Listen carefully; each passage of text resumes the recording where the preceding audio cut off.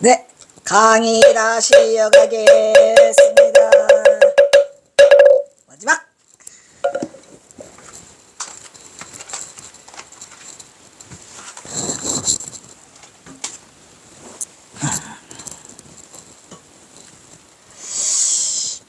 그래서 그냥 아예 내가 그냥 보조국사 수신께를 내가 퍼왔어요. 그냥 아주 그냥. 이게 보조국사 수신께라고 말했지만 제가 말했죠. 뭐? 도노돈수, 도노점수. 점수도노는 아니고, 점호점수도 아니고, 어쨌든 점수도노예요. 중, 시, 오후 점수라고 써있잖아요. 깨달은 후에 점수 점점 닦아나간다고 해서 깨달은 데에 차츰 닦아나가는 법을 우리가 뭐라고 해요? 도노 점수라고 그러죠. 도노 돈수, 도노 점수, 점수 도노, 점호 점수 이렇게 되는 거죠. 그러니까 그 내용이 8개로 갈라져 있는 게 그 아까 말했지만은 누구? 규봉종밀선사의 선원 재전집 도서를 보면 그 내용이 자세히 써 있어요. 그거 한번 보시면 좋고, 그 다음에 이거는 읽지 않고 그냥 넘어갈게요. 자, 너무나 많아갖고 그 현토하기가 그 시간상도 어렵고 그래서 현토는 안 달았어요. 자, 해석은 할 수 있어요. 자, 물음이라 이미 이런 이치를 깨달아서 다시 계급이 없을진데 어찌 뒤에 다시 닦아서 차츰 익히고 차츰 이루는 절차가 필요하리요. 그러니까 뭘로 깨달았는데 뭘 다시 닦고 뭐 다시 익히고 이루는 절차가 필요하겠습니까? 라고 질문했다 그런 얘기야. 그랬더니 대답을 해주는 거죠. 대답은 깨친 뒤에는 차츰 닦는 이치를 전에 이미 구족히 말했거늘 아직도 모르냐? 이런 얘기지. 깨친 뒤에는 차츰차츰 닦아 나가야 된다 라고 말을 해줬는데도 다 닦았는데 다 깨쳤는데 뭘 그걸 다시 하나요? 라고 물은 거예요. 그러니까 이미 구족이 말했거늘 아직도 의욕을 풀지 못하겠는 내가 다시 설명함이 무방하리다. 내가 다시 설명해 줄게. 이런 얘기죠. 그대는 마음이 밝히어 자세히 들으라. 범부가 끝없는 예부터 오늘의 예까지 오도는 뭐야? 지옥, 악이, 축생, 인간, 천상, 아수라죠. 너 헤매다가 여기는 오도에다가 아수라는 여기다 안 넣었어요. 왜 아수라를 안 넣었을까요? 아수라는 곧 인간과 연결돼 있죠. 아수라장이라고 하잖아요. 예, 그래서 이걸 안 넣었어요. 지금 태어나고 오고 죽으며 가는 사이에 아상이죠. 내가 최고야. 근데 왜 이렇게 인간은 아상이 센지 내가 좀 절망할 때가 있어요. 그러니까 주변을 좀 같이 하다가도 아상이 너무 세버리면 좀 그 약간의 그것이 오더라고. 현타가 와주네. 현타가 뭔지는 모르는데 현실적인 타격인가? 하여튼 그 아상이 너무 세. 자기 주장이 너무 세고 자기 고집이 너무 세고 자기가 알고 있고 지 아집에 있어서 굳게 집착해서 전도망상이죠. 그 다음에 종자로서 훈습된 무명, 전세부터 쌓아온 그 훈습된 무명은 알지 못함이니까 무명에 더불어 오랫동안 성품을 이루었으므로 비록 금생에 이르러서 버뜩 도노했어. 자기의 성품이 본래 공적해서 부처와 다름이 없다. 이게 그거죠. 부처와 동격을 깨달았지만 그 묵은 습성으로 인해서 끝내 갑자기 이것을 다 없애기는 어렵다. 근데 경허선사는 순간에 그냥 없애버리죠. 그게 이제 도노돈수라고 하죠. 도노돈수. 요거는 우리들은 도노점수. 그래서 차원이 달라요. 그러니까 경허선사는 도노돈수를 하신 분이라 어떠한 행동을 그냥 무차별하게 해도 전혀 거리낌이 없는 거예요. 그러므로 역경과 순경을 만나도 역경을 만나건 순경을 만나건 그냥 순경계를 역경계로 돌리고 막 성난과 기쁨과 옳고 그름이 어지러 일어났다가 사라지고 거친 번뇌와 미세한 번뇌가 예전과 다름이 없어요. 비록 깨우쳤다 하더라도 그게 이제 단박에 깨우쳤는데 점점 수행을 해야 되기 때문에 만일 반야로서 공력을 들이지 않으면 반야지를 이제 증득해야죠. 반야지를 공력을 들이지 않으면 어찌 능히 무명을 물리쳐서 크게 쉬는 경지에 이를 수. 크게 쉬는 경지는 모든 것이 다 한순간에 내려놓는 경지. 즉 반야지를 통찰지를 얻어야 된다는 얘기예요. 이 반야지가 열리면 모든 게 사통우달이에요. 그렇기 때문에 뭐 습기가 뭐 이런 거 필요 없어. 습기가 어딨어. 이미 통달해 버렸는데. 통찰지를 얻었는데. 그래서 이렇게 반야지를 통달해야만이 되고 그냥 뭐 내가 깨쳤네 뭐 초견성했네 재견성했네 이거 안 떨어져요 절대로. 얼마나 인간의 습이 무서운데 이렇게 떨어지겠습니까? 탈탈 털어 떨어지려면 그냥 확 철해야 됩니다. 확철. 그러니까 이 경호선사 같은 분은 그냥 한 방에 날라갔죠. 한 방에. 그러니까 이게 어디까지 해야 돼? 패침망창까지 해야 된다니까. 패침망창. 대충 깨쳐서 되는 게 아니에요. 목숨 걸고. 예, 용맹정진.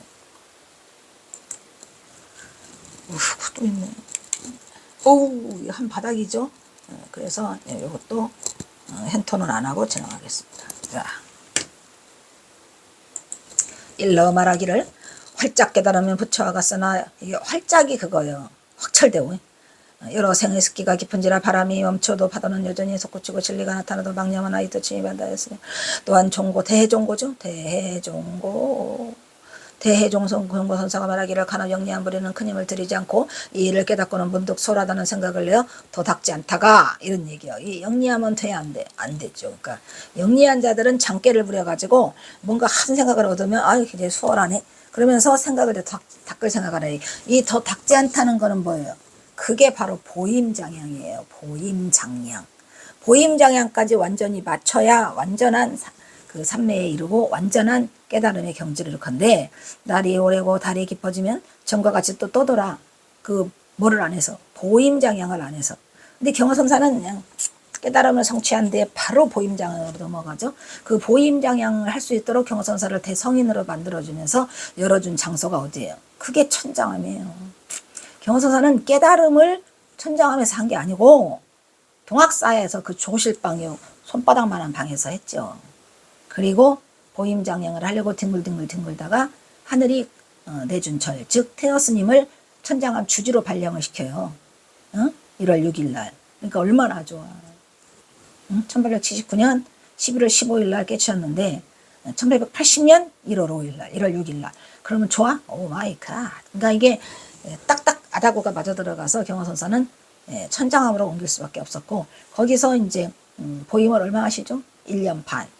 1년 반 하시는데 이미 뭐 그렇게 오랫동안 하신 게 아니고 10월 달에 이제 그해 1880년 10월 달에 이제 거기를 가요. 그 허주덕진을 만나러 그 마곡사를 가는데 법맥을 이으려고. 근데 허주덕진이 안 만나죠. 몇 번 가요? 4번 가요. 4번 다 못 만나서 해를 넘기게 돼서 1881년 5월 달에 또 누구를 보내요. 해어리를 보내죠. 뭐 시 하나하고 허주장자에게 붙인다는 시 하나와 집번거지 그 다음에 주장자 이런 거를 보냈는데 퇴짜를 맞죠. 미친놈이라고. 그래서 결국은 경호선사 혼자 5월 달에 그 오도가를 읊고 560자 장문의 오도가를 읊고 거기서 내가 용암회원의 제자다. 나는 허주덕진의 제자가 아니고 뭐냐? 용암회원의 제자다 해가지고 법을 잇게 되는 이제 그런 게 경호선사죠. 그러니까 말은 1년 반인데 저기를 보임장향은 거의 한 10월 달쯤 풀으신 것 같아. 예, 그리고 이제 그 뒤로는 왔다 갔다 하게 되죠. 그래서 이제 이게 말이 그 말이에요. 대종고선사는 간혹 영리한 자들은 말이지 큰 힘을 들이지 않고 계속 깨달았네 라고 해서 단박에 깨진 거를 버리면 안 돼요. 이게 뭐야? 그것을 이제 또 우리 해암스님은 뭐라고 하냐면은 공들이라고 했고 내조할 공자 공들이라고 했고 또 이 공들이라는 말은 또 어디에 있어요? 보조의 수신결에 공들이라는 게 또 들어있어요. 그러니까 보조국사가 굉장히 아주 냉철하게 다 해놓으셨어요. 그러니까 도노돈수 한 자나 도노 점수하는 자나. 근데 보조국사는 도노 점수를 소개를 하고 도노 점수를 강조하고 있죠. 그래서 수월하다는 생각을 내서 더 닦지 않다가 세월이 가잖아요. 이런 사람 여러 명 봤어요. 화두를 깨쳤어. 그 사람이. 자기가 깨쳤는지도 모르고 말을 해. 근데 그 사람이 그 화두에 대해서 공을 들이지 않아가지고 점점 사라져버려서 일반인으로 가고 말다라는 안타까운 소식. 그래도 내가 그 사람을 지켜보면 한 번 깨친 바가 있어가지고 그거는 남아있더라고. 그 불종자의 그 깨친 바는. 훨씬 빨리. 그런데 그때 더 확 내친 김에 했으면 좋았을 텐데 그러질 못했죠. 날이 오래 가고 달이 깊어지면은 전과 같이 떠돌다가 윤회를 면치 못한다 이런 말이에요. 그게 중요한 거예요, 여러분. 혹시 여러분도 어떤 경계가 오고 내가 좀 깨달은 것 같다라는 생각이 들면 그거를 공을 들여야 돼요. 계속 그 깨달은 그 자리, 내가 깨달았을 때 거기에 경지죠. 경지, 이치. 그거를 계속 곱씹고 해서 그거를 완전한 내 걸로 장양시켜야 돼요. 사라져, 그냥 바로 사라져요. 그런 사람 여러 번 봤어요. 넌 다시니 어찌 잠시 깨달은 바가 있다고 해서 다시 닦는 일을 던져버리려. 이거 중요한 거예요.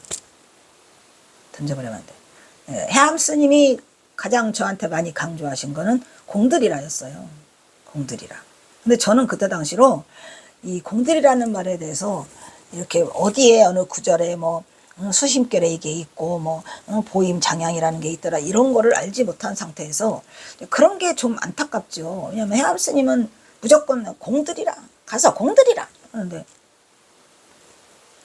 무슨 공을 불공을 들이라는 건지 뭔 공을 들이라는 건지 물어볼 사람도 없었고 이제 돌아버리죠. 그렇다고 내가 막 뭔가 좀 주변에 아는 것이 좀 있어가지고 백그라운드가 있어서 좀 이렇게 섞어서 스님한테 말씀드리기도. 근데 주제에 내가 자존심이 너무 셌던 것 같아요. 자존심 하면은 이게 아주 아무리 몰라도 묻기 싫었어요. 스님 공이 뭐예요? 라고 물었으면 됐을 텐데 절대 안 물어요. 혼자 생각해요.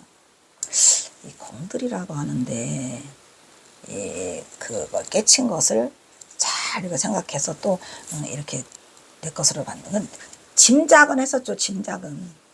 그래서 나중에 이제 그 스님이 누구지?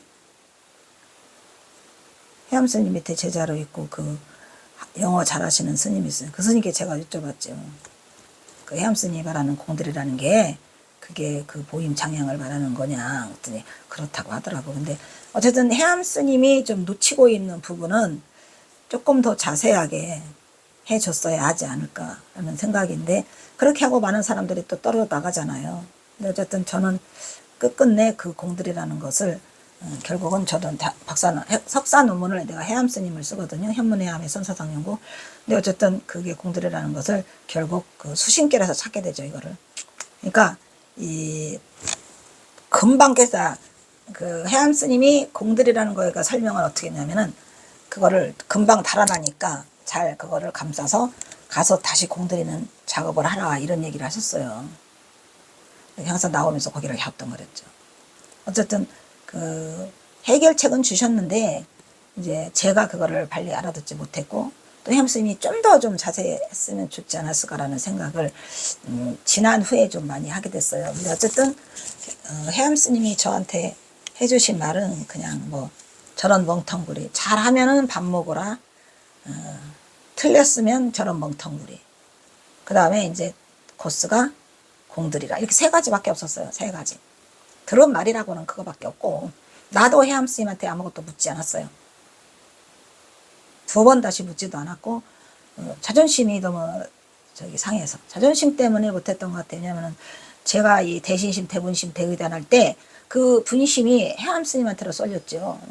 해암 스님은 나보다 연세가 98, 99인데 왜 너무 당당하고 근데 저도 엄청 당당해가지고 그러니까 완전 자뻑 이런 게 말도 못하게 강했던 것 같아요. 저는 남한테 나의 이거에 대해서 말해본 적이 없어요. 상의해본 적도 없고 들어본 적도 없고 심지어는 해암 스님한테도 나는 묻지 않았고 그냥 해암 스님이 왜 저런 행동을 하는가 왜 저 말을 하는가에 대해서만 정말 깊이 생각을 했고 곰곰이 그러다 보니까 해암 스님 가신 후에 이 동대에서 공부하는데 해암 스님 생각이 났어. 그 은혜가 아무 말도 안 해주신 게 그 은혜가 참으로 지중하구나 해가지고 해암 스님을 석사 논문을 쓰기로 했죠. 원래는 해암 스님 석사 논문 쓰려고 동대를 간 건 아니에요. 경허 스님을 박사 논문으로 깔으려고 갔는데 석사 논문이 그냥 하다 보니까 내가 그나마 여기까지 와서 공부를 하게 된 거예요. 다 해암 스님 덕이더라고.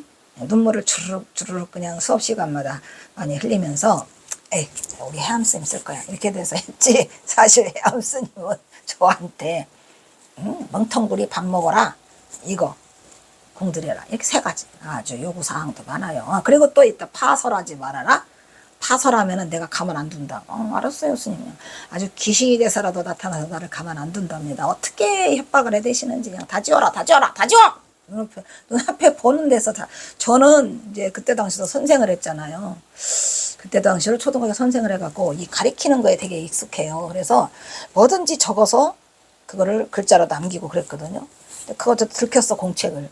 그래가지고 그냥 보는 데서 치우라고 그냥 아주 그냥 나를 잡아 먹으려고 막 그냥 입에서 거품이 나오면서 그냥 그래서 다 치웠죠. 그걸.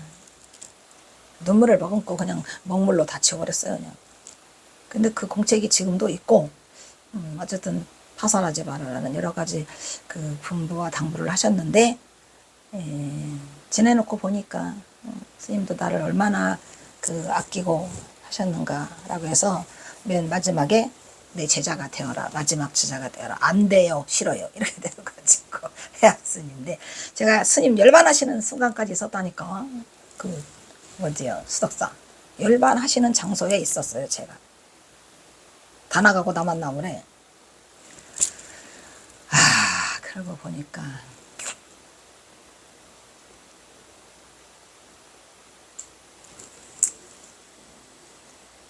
빨리 가야 돼. 진도를 나가야 돼. 그러므로 깨달은 뒤에 오래도록 오래 밝히고 나서 살펴서 망념이 일어나거든 도무지 다르지 말지니 덜고 덜어서 또한 더할 것이 없는데 이르러야. 그러니까 무슨 소리야 이게 지금 망념이 일어나거든 거기가 그거와 다르지 않다 이런 얘기죠. 망념도 또 덜어내고 또 덜어내서 더할 것이 없는데 이르렀어야 비로로 완전하라. 이게 덜어내고가 방아차가 나란 얘기예요. 생각이 일어나면. 그러니까 깨달은 뒤에 오래오래 밝히고 살피라고 하는 게 이게 점수예요. 근데 경허선사는 그냥 단박에 그냥 보임장양을 너무 빨리 끝내버리죠.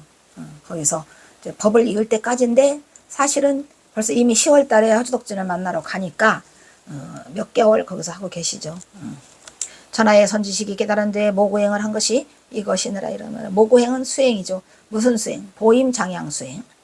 선지식이라 하더라도 보임장양을 거쳐라 이런 얘기예요. 알겠어요? 비록 나중에 닦는다고는 하나 망념이 본래 공하고 심성이 본래 맑은 줄을 먼저 깨달았으므로 깨달았어요. 그래서 확철대오를 했기 때문에 나중에 닦을 것도 없어. 닦을 것도 없지만서도 경허선사는 보임을 해요. 그러니까 굉장히 그거를 철저하게 앓으셨던 것 같아. 만약에 그냥 내가 단박에 깨닫고 이것이 그냥 두면은 사라질 수도 있다. 또는 확철대오를 더 튼튼하게 그 해야 한다는 것을 미리 앓으셨던 것 같아. 그래서 보임장양처를 떠나서 갔고 그 다음에 경허선사는 이미 본래 심성이 맑은 줄을 다 깨달았어요. 그래서 악을 끊는 것이 없고 이거 뭐요? 중도지 뭘 선을 닦을 것이 없어. 이것이야말로 참으로 닦고 참으로 끊는 것이다 이란 말이죠. 닦고 닦는다 끊는다를 초월하면은 닦을 것도 없고 끊을 것도 없죠. 그래서 여기가 중도 완전한 중도에 성립하는 자리라 이렇게 하고 있어요. 그러니까 그러므로 말하기를 이러한 이치를 설령 알았다 하더라도 그거를 곰삭고 보임장양을 해야 된다 이런 얘기 더 강하게 만드는 거죠. 비록 만행을 골고루 닦는다 하여도 오직 무념으로 삼아라. 만행을 여러 가지를 하더라도 거기에 종조는 뭐예요? 종지는 무념이에요. 무념종이라고 했어요. 무념종, 무심종, 그죠? 무념무상, 무념으로 조종을 삼는다 하였으라. 이상에서 살펴본 같이처럼 활짝 깨달았어. 완전히 깨달았죠. 또 부처와 같으지만 여러 생의 습기가 깊은지라 바람이 멈추려고 해도 파도는 여전히 솟구치고 진리를 다 나타난다 하더라도 망념은 아직도 침입하더라 이런 얘기야. 이게 이제 그거를 도노 점수를 얘기하고 있죠. 는 수술계로 글귀를 김태읍의 인간경어 평전은 이렇게 해설했다. 경허선사의 작품으로 알려져 있는 이 진흥당백석은 절대로 경허선 작품이 아니고 그 기형과 함께 잘 알려져 있는 유명한 글귀죠. 수신결에 있는 글귀고 수등원경에도 있는 거예요. 따라서 우리는 이 수신결 내용을 경허선사는 진흥강백에 그대로 묘사하고 있다는 것을 알 수 있고 이어지는 내용 요시 김태우의 인간경어 평전의 내용은 그 당시 진진흥강백과 경허선사가 주로 주고받은 원본의 내용이 있어 보통 솔직한 고백이라는 허물 있는 자가 그리고 보통 아랫사람에게 우더름께 사실을 고하고 용서를 바랄 때 하게 되거나 고백 말이야 고백 또는 신분이 터든 사이에서 허물 없이 주고받는 법이라는 상식이다. 하지만 경허는 진흥보다도 하자도 아닐 뿐더러 허물 없는 사이도 아니죠. 그러니까 이렇게 막 주고받았다라고 말할 수는 없어요. 진흥강백과 24살 차이가 나고 또 서로가 하자할 수 있는 사이도 아니에요. 그래서 즉 깨친 자의 안목에서 나오는 수준 있는 글이 아니라는 점이다 이런 말이죠. 경허선사가 가서 할 수 있는 글이 아니고 다만 경허선사 스타일이에요. 경허선사 스타일이 뭐냐면 이제 진진흥강백이 경호선사를 폄훼하잖아. 그러면 그냥 폄훼 당하는 척 하면서 거기에 맞는 글을 던져준다 이런 얘기예요. 이 경호선사 스타일이라 예를 들어서 그 경호선사가 그 1903년 말년에 그 영주 3.2 살인사건으로 몰리잖아요. 몰리니까 이제 만공이 와가지고 스님 저한테는 사실대로 말씀해 주세요. 그래야 제가 일을 해결할 거 아닙니까? 스님이 진짜로 죽였습니까? 영주 3.2 죽였습니까? 라고 하는 경호선사가 안 죽였는데 뭐라 그래? 귀 좀 빌려 귀 좀 빌려. 그래가지고 귀다 대고 그래 내가 죽였다. 너랑 나만 알자. 응? 이렇게 해버린 거예요. 그냥 만공은 네 알겠습니다. 제가 일 잘 처리하겠습니다. 이렇게 해버린 거고. 여기서 허물이 뭐예요? 경호선사는 이미 만공 스님이 자기를 의심하고 있다는 걸 알아가지고 알았어 내가 죽였어 너랑 나만 알자 이렇게 해버린 거를 만공 스님은 그냥 겁대가리 없이 덜썩 물어가지고 만공 경호 스님을 살인자로 만들고 그러면서 자기가 해치 그걸 한다. 나중에 알게 돼서 통곡을 하게 되는 거죠. 그래서 나중에는 그 경호선사가 북쪽으로 가신 뒤에 그걸 알게 돼갖고 그 사흘 낮밤을 통곡하고 절을 올렸다고 하잖아요. 다만 경호선사 스타일이에요. 그게 살인 혐의를 묻고 있는 만공이 이미 만공 스님은 경호선사가 살인하고 있었다는 것을 짐작하고 있는 거야. 너하고 나만 알자. 응? 내가 죽였다. 이렇게 해서 아무런 두려움 없이 거침없이 말을 해요. 스님 영주삼이 죽였습니까? 말씀하세요. 이 사람 지능이 자네는 명색이 강사이면서 그렇게도 보는 것이 없다는 말인가? 이렇게 서슴없이 당당하게 말한 거예요. 참 보는 눈 없네. 강백이 돼가지고 그 정도도 보는 눈이 있어야지 경호선사하고 뭘 겨루겠다고 그냥 시비를 붙고 달라드느냐 이런 얘기야. 그래서 경호선사가 쐐기못을 박는 거죠. 그러니까 그 수준밖에 안 되니까 그만큼만 그 글을 준 거예요. 강백 답성시를. 그러니까 이 진지령 강백은 확철대오는 절대 할 수 없는 거죠. 확철대오를 하지 못하니까 뭐 해야 돼요? 도노 점수를 하게 되는 거죠. 자, 물론 이 답은 솔직한 고백이라고 할 수 없어요. 경호선사가 말한 그냥 꾸며댄 말이죠. 그렇다 이 부분은 다만 깨친 자의 몫으로 불락인가가 아닌 불매인과를 수용할 뿐인 것임을 증명하는 경호의 선지를 드러내 보이고 있는 것이다 이런 얘기예요. 그리고 이 시는 사실은 경호선사가 직접 지은 자작시가 아니고 보조의 수신결에 있는 내용의 인용일 뿐으로 경호 자신의 수행 상태를 직접 드러냈다는 오해는 절대로 없어야 한다. 이런 것을 마지막으로 다시 한번 강조하고 있어요. 제가 아시겠지요? 조금 남았네 시간이. 자 그럼 조금 더 하자. 제225장 통도사에서 통도사? 누구? 아하하 환성지안. 환성지안 판상차원하다. 환성지안은 경호선사로부터 구세손이에요. 구세손. 경호선사가 환성지안의 구세손이고 그 서산휴정의 13세손.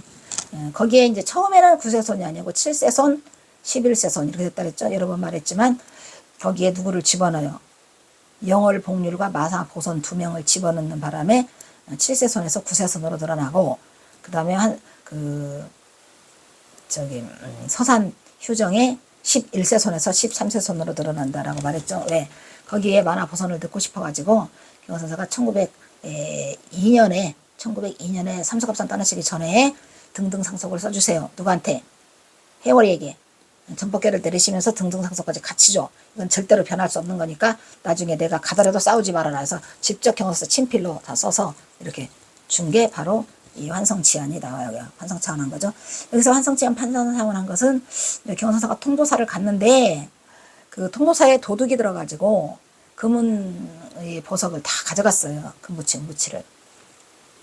그래서 스님들이 다들 통곡하고 울고 계시니까 경호선사가 그 환성치안이 있는 판상 백년암, 거기에 백년암에서 백년암에 환성치안에 현판이 있는 것을 보고 거기서 판상차원을 해요. 그 시가 지금 남아 있는 거죠.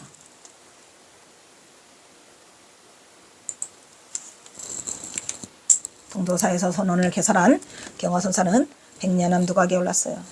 백년암에 가면 있어요. 지금도 있어요. 통도사 백년암 두각에 300년 가까이 걸려있는 현판 전면에는 근차 판상원이라는 제목의 환선지안의 시 2편이 음각되어 있더라. 통도사에는 지금도 환선지안 스님의 유품이 전해오는데 소나무 겨우살이인 송나를 쫌쫌이 엮어서 만든 모자인 환성지안에 송락이 있어요. 송락 알죠? 이게 이거 삭가 송락이 보관되어 있어서 유명하다. 조선 후기 학자 조임도의 유관록을 통해서 통도사 소장 송락은 지안 스님의 말년했었던 보자였던 것으로 추정하고 있더라. 그러니까 환성제한 스님이 쓴 그 송락이더라 이런 얘기야. 어쨌든 오늘은 못 들어가고 일단 여기서 끊도록 하겠습니다.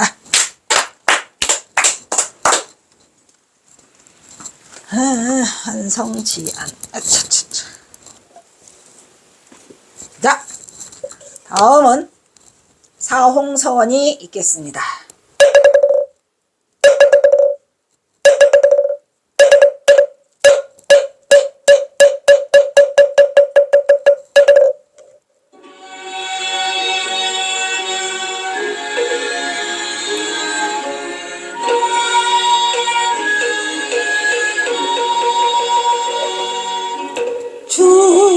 중생을 다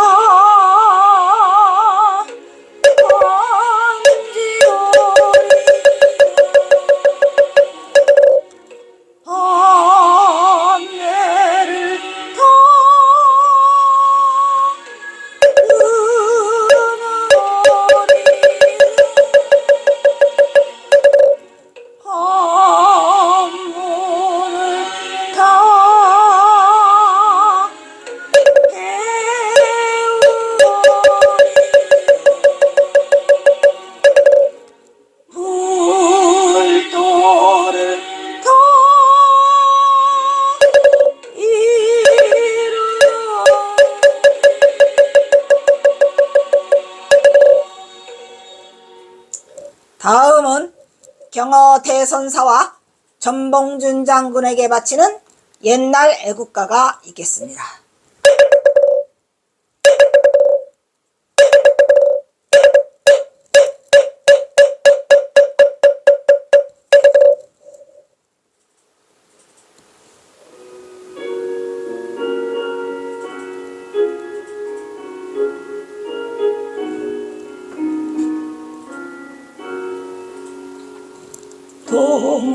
동해물과 백두산이 마르고 닳도록 하느님이 보호하사 우리나라 만세 무궁화 삼천리 암손 대한사람 대한으로 이리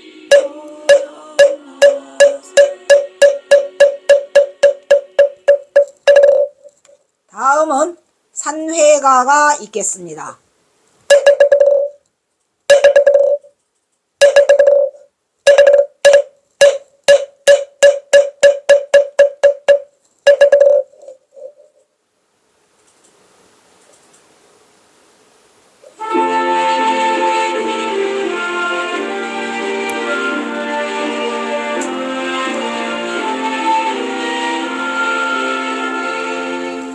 몸은 비록 이 자리에서 헤어지지만 마음은 언제라도 떠나지 마세. 거룩하신 부처님 항상 모시고 오늘 배운 높은 깊이 새겨서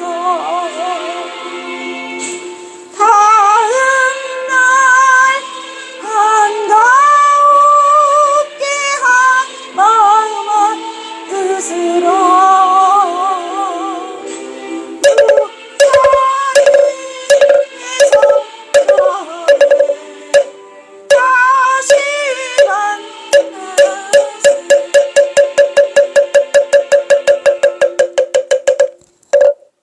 성불하십시오.